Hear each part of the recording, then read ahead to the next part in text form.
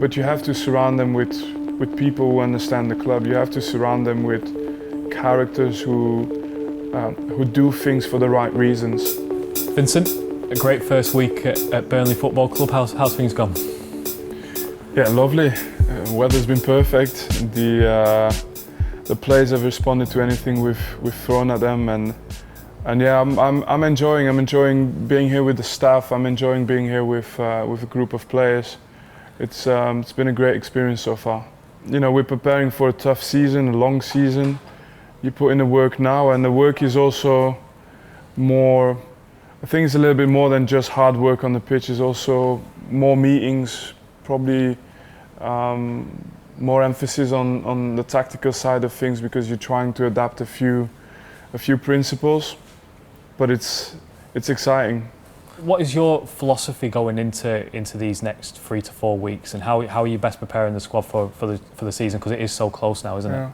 You always build it from the top. The idea that you have, ideally I want the team to play in such a way, and I want the team to be able to get results by doing, you know, this and this and that. And you kind of deconstruct everything, and you turn it into training sessions, you turn it into meetings, you turn it into a pathway to get to your objective. But the lads have responded well, so there's so much you can bring, but if you don't have a team who's focused and driven, and that's what this team has in abundance, so that's not been too difficult. And you can see the lads have responded well. There's a lot of smiling faces around there, which is a positive start, isn't it, for them too? Yeah, I like to. That's an important thing for me, you know, the group dynamics. I think that's one of the best things this club has done over the years, is you can see that there's a real team, and it's something we have to keep, we have to hold on to. It's so valuable. It's the best starting point is to have a team with, you know, that's with real togetherness. I'd choose that over talent any day of the week, and then from there we try and develop players and help them improve. There's a top of football where they can have the very best players and have them execute the most complicated things, and then there's the rest of football where I think that unity puts you further. And so we can play in a certain way, we can have certain ideas, but they only make you look bad if the team is not a real unit, it's not able to go to war with each other, and happy to do that as well. And that's what I put forward first, and then I'll go into as much detail as I think that the team can take, and push them and stress them, but nothing happens without that togetherness. Have you been impressed with the training facilities that you're working with? It's incredible, yeah. I mean, I've been for so many years on the other side of, you've got to go to Burnley, and it's a difficult place to go to, and you're associated with such a darker picture just because it's difficult, right?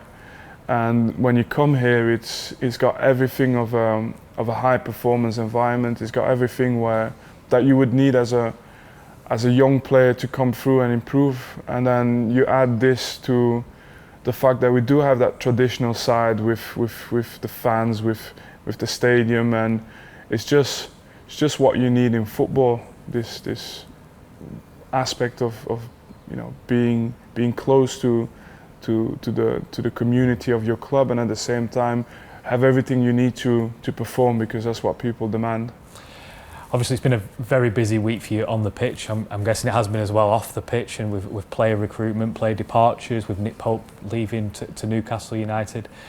What's your approach to player recruitment? And you've got a vigorous plan in place, haven't you?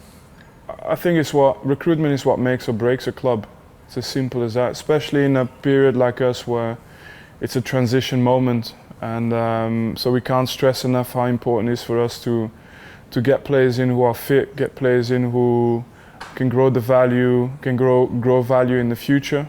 Not because it's you know, not because we want to trade or we want to be, you know, it's because that's how your club stay healthy, and that's how you grow, and we do want to grow.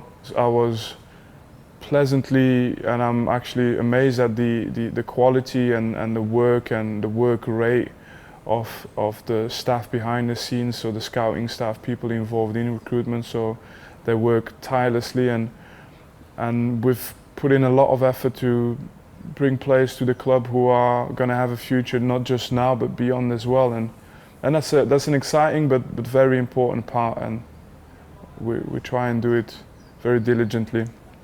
You talk about obviously the player recruitment, and you've emphasised as well how important it is to keep some of the players that have already been here as well, like from last season, and Jack Cork and Ashley Barnes have signed new contracts and important members of the squad. Yeah, and that allows us as well to, if there are positions where we do need to recruit, it allows us to bring in players who are a little bit less experienced but who maybe have a big growth in them and an exciting profile for the club, for the fans, but you have to surround them with people who understand the club. You have to surround them with characters who do things for the right reasons, and he's one of them. But like I said, this is one of the main things of this club. There's a lot of players who do things for the right reasons, and we have to protect that as much as we can. And a word on Nick Pope, who departed for Newcastle United earlier this week. Nick had a fabulous career here. He became a full England international whilst he was at Burnley, and he did a tremendous job here, didn't he? Yeah, Nick, I obviously followed his performances throughout the season, but at the end of the season I knew if the team stays up, I'll get to work with Nick, and if the team goes down, we'll have to watch him play somewhere else. And I think he got himself a brilliant move. I think from everything I've understood from the players again themselves and the staff here, I think he's earned it, he's deserved it. And that's also an important aspect of how I look at a team. He's earned it, and he's deserved to go, I think, where he wants because of how he's conducted himself, and we wish him well. And, I'm part of the family now, so I'll be part of those who root for him. And finally, talking about that family and the club and how important we are with the community, that the fans give you a lovely reception on your announcement last week. Everybody's so excited for you to be here and happy for you to be here, and it's nice to see, isn't it, that togetherness really coming to the front. Yeah, and I think I'm the one who's always going to try and manage the excitement. It's difficult because in football, you live for this excitement, but I hope I'll be able to give this excitement on the pitch. There's no need looking at the top 6 clubs in England right now, but as a template, there's a few clubs in the Premier League who are running a tight ship and are doing well and can sustain competing at a higher level. And one of those has got to be Burnley in the future, but it takes time. You have to bring in players, like I said, who are going to grow in value, but most importantly, excite the fans, and then in turn grow the capacity of the club again, and so you have to have a real squad together who can do that, who's designed to do that, and that doesn't happen overnight.